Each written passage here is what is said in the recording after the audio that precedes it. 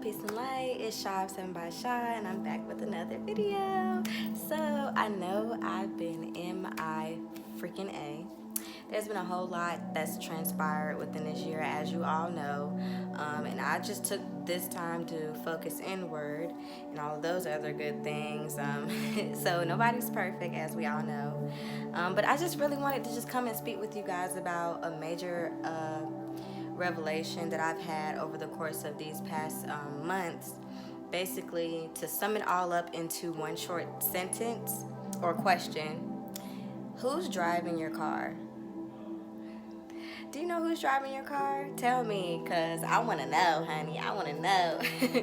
So, when I say who's driving your car, I mean, who's in charge of your life? Who's in charge of your decisions? Who's in charge of your thoughts and your thought processes and how you slash the trash is what they used to tell us in school, right? So when it came to me, because you can only speak from your experiences, my whole life I've been pretty much a people pleaser. Like, jobs, family, everyone. You know what I'm saying?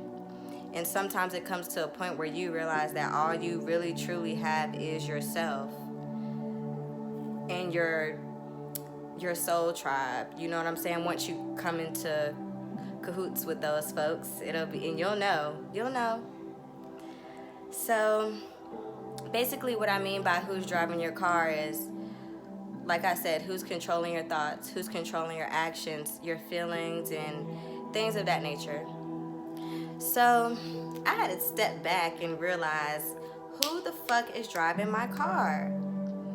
Me being me, I've struggled with anxiety, depression, and it's definitely creeped its way back in during this times of this pandemic and all this other nonsense that we've been going through, which I will speak my opinion in another video on that. But it's just making me realize that a lot of these decisions, they're basically based on how others would perceive you. Because I know, me being me, I don't want to hurt no one's feelings. I don't want to step on anyone's toes, even though that might be the best solution for me personally.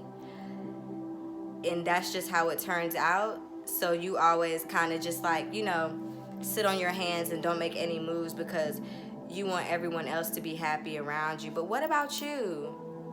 What about you? What about how you're feeling emotionally? Do you feel supported with your decisions? Do you feel like they were even your decisions in the first place, or do you feel like you were making them for the people around you? Be honest.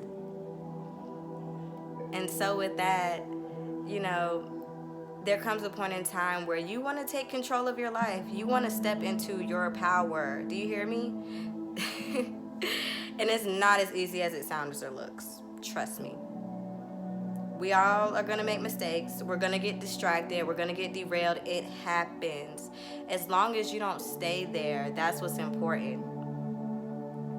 Don't allow other people's thoughts and their projections to affect how you feel about yourself and the decisions that you make for your future. Because you never want to look back with regrets. I would rather be like, wow, that was crazy, than to be like, what if I never did this? Because you would never know, and you would always sit on that because you was trying to please someone else or whatever the case was. So you have to step into your power, but do it humbly. That's the point. That's what people are confused about. They want to step into their power, but they don't want to be looked at like an asshole, or they don't want to be looked at like a biatch. They don't want to be looked at as the enemy. Nobody does, unless that's just who you are in this lifetime. You're just a villain, and that's okay. We need good and bad to keep the balance, to keep the peace, so that you can appreciate the good. So you really have to ask yourself those questions and, really just think, who's been driving your car?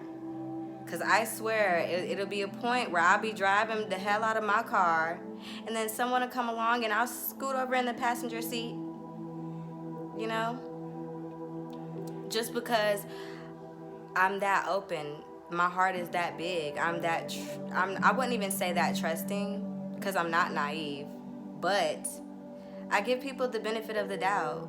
And then once you fuck me over, then it's like, then you meet that other half of me, which, no one wants to have to bring out that side of them, the disciplinary side, unless it's necessary. No one wants to do that. I don't want to be a nagging Nancy. I don't want to be a parole officer. I didn't go to school for that. I went to school to be a medical assistant. I don't want to be a parole officer. I don't want to be anyone's parole officer. I don't want to have to continuously, be telling anyone what to do. And that's also a part of your projections too. Now, as long as everything that you say is with the best intentions, then, there's no problem with sharing your opinion unless no one asks for it. If it's personally, if no one asks for it, you know what I'm saying? Unless it's like one of those dire situations, then save yourself the energy. Save yourself the peace of mind. Don't even get into it. Just let the energy flow. And once it takes whatever the situation is to where it needs to be, then it is what it is. You have your ancestors, your angels, to guide you and talk to you. Do you know synchronicities? Do you see 444 on the clock all the time? 222, 555, 333. Have you seen it? 1111, 111. Have you seen it? All of these things mean something. On license plates, driving anywhere. I could have a patient in the office and look down at their phone number on the encounter and it'll say 333 or something crazy. It happens. But you have to be willing to pay attention to these signs to know that your angels are with you, because a lot of the time I feel as though it's us that we don't trust, so we let other people drive our cars because we don't know where the hell we could take ourselves. We're just this little human in this big old world, and we're just like, what the hell am I supposed to do? But you're supposed to take control of your car. You're supposed to drive your car. So with that, I just wanted to give you guys this download. I love and miss you guys. More videos on the way. And just stay positive during this time. Your mindset is everything. I can't repeat that enough. Your mindset is everything. So take some time for yourself. Meditate. Read a book. These are things that I've definitely been incorporated into my life. Get a hobby, something that you enjoy doing, not something that feels like you have to do it or a priority. Something that you honestly enjoy doing. Something to take your mind off of this worldly experience, because it can be really tough at times, but it can also be so liberating and so fun and so passionate, So just think about it. Ask yourself that question. Who's driving your car? Where are we going, honey? Where we go? They be like, did you die? But did you die? Bitch, I don't want to die. You can't drive my car no more. Excuse me. All right, y'all. Love y'all. Peace and light.